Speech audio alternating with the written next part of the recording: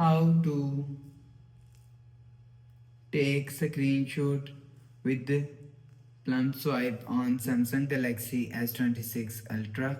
So let's start the video. First of all, you will see test plumb swipe. So you will see it's not working. So first of all, go to app library. Now here, so click on settings app.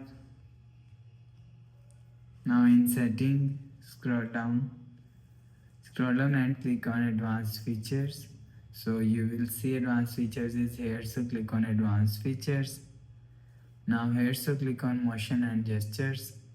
So after click on motion and gesture, so you will see swipe plumb to capture is here. So if you want to capture screenshot swipe plumb, so click on turn on this feature.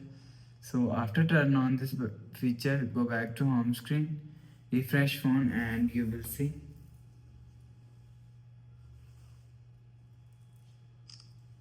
take a picture with plumb swipe.